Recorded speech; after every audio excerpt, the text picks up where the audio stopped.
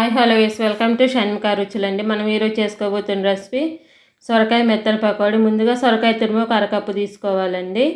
తర్వాత ఉల్లిపాయ ఒకటి, మీడియం సైజు ఉల్లిపాయ ఒకటి, సన్నగా కాకుండా మరి పెద్దగా కాకుండా కోసుకోవాలి.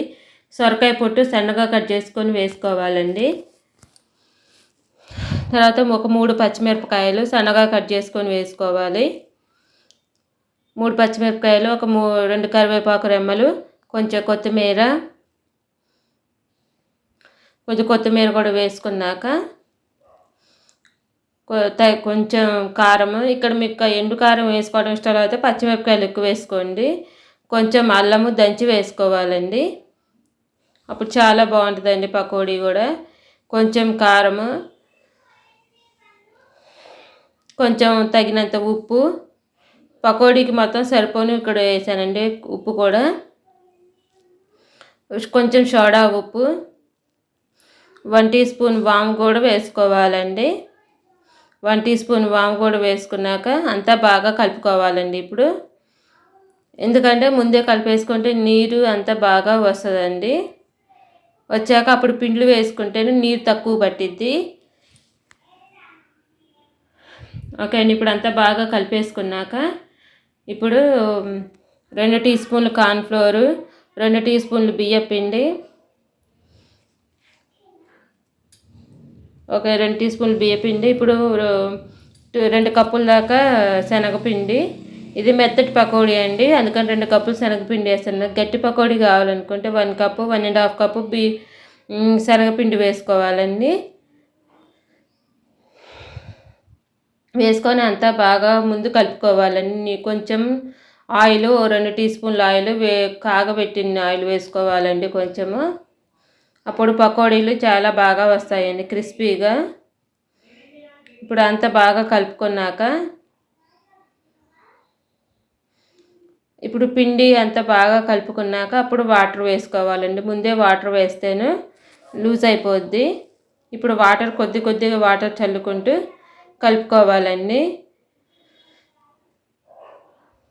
మెత్తటి పకోడీ అంటున్నాం కాబట్టి కొంచెం లూజు కలుపుకోవాలండి. గట్టి పకోడీ అయితేనండి గట్టి కలుపుకోవాలండి. ఇప్పుడు అంతా కలిపేసుకున్నాక ఇప్పుడు డీప్ ఫ్రై చేసుకోవాలండి.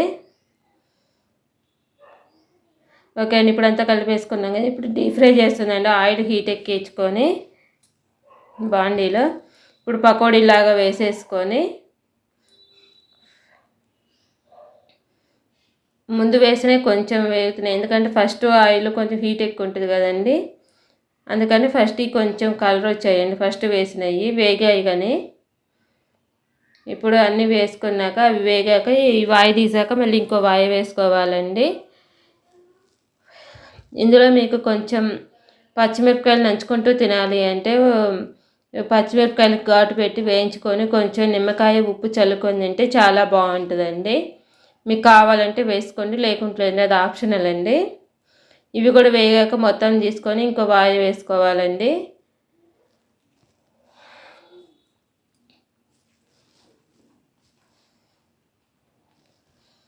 ఓకే అండి, ఇప్పుడు ఇవి కూడా తీసుకొని ఇంకో వాయి వేసుకోవాలండి.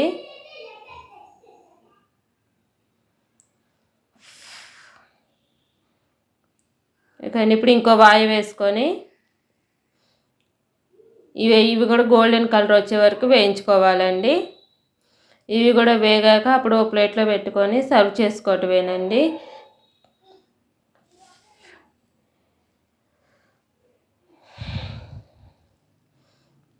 ఓకే, ఇవన్నీ బాగా పకోడీలాగా వేసేసుకొని అన్నీ ఒకసారి వేగాకి మెత్తని పకోడీ అండి.